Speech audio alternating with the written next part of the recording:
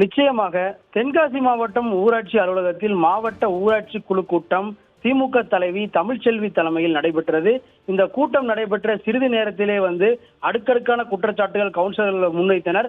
குறிப்பாக கவுன்சிலர்களிடையே நிதி ஒதுக்குவதில் அதாவது திமுக கவுன்சிலர்களுக்கு நிதி ஒதுக்குவதில் பாரபட்சம் காட்டுவதற்காகவும், மேலும் அந்த சுகாதார பணிகளுக்காக ஊராட்சி நிர்வாகத்திற்கு ஒதுக்கப்பட்ட நிதியை குப்பை வண்டி வாங்குவதற்காக அந்த நிதியை ஒதுக்கீடு செய்வதற்கு நடவடிக்கை எடுத்து வருவதாகவும், இதன் மூலம் குப்பை வண்டி வாங்குவதன் மூலம் அதிக கமிஷன் கிடைப்பதால் இந்த குப்பை வண்டி வாங்குவதில் அதிக ஆர்வம் காட்டப்படுவதாக கவுன்சிலர்கள் திமுக கவுன்சிலர்களே திமுக தலைமை மீதும் திமுக தலைவி மீதும் குற்றம் சாட்டியுள்ளனர். மேலும் இந்த குப்பை வண்டி வாங்குவதால் ஏற்படும் கமிஷன் காரணமாக இதில் ஆர்வம் காட்டுவதால் இந்த கதி நேர்ந்துள்ளதாக அவர்கள் வாக்குவாதத்தில் ஈடுபட்டனர். மேலும் பல்வேறு இடங்களில் இந்த குப்பை வண்டி தற்பொழுது திமுக அரசு பொறுப்பேற்ற பிறகு பல்வேறு இடங்களில் இந்த குப்பை வண்டி பயனற்றே கிடைக்கிறதை நாம் பார்த்து கொண்டிருக்கிறோம். குறிப்பாக தற்போது அனைத்து மாவட்டங்களிலுமே சுகாதார பணிகள் என்பது சுத்தமாகவே கிடையாது என்பது ஒருபுறம் இருந்து வந்தாலும் கூட, சுகாதார பணிகளுக்காக ஒதுக்கப்பட்ட நிதியாவது சற்று அவர்கள் ஒதுக்கி அதற்கான முன்னேற்பாடுகள் செய்வார்கள் என்று எதிர்பார்த்த நிலையில்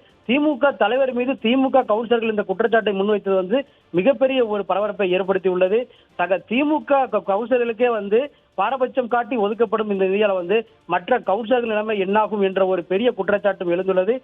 திமுக தலைமை இதில் சிறப்பு கவனம் கொண்டு அனைத்து ஊராட்சிகளாக பேரூராட்சிகள் உள்ளிட்ட அனைத்து பேரூராட்சி கவுன்சிலர்கள் மற்றும் ஊராட்சி கவுன்சிலரை இந்த மாதிரி பாகுபாடு காட்டாமல் பொதுமக்களின் இதை முன்னிறுத்த அவர்கள் தவறிவிட்டார்கள் என்ற ஒரு பெரிய குற்றச்சாட்டும் எழுந்துள்ளது. உமேஷ்,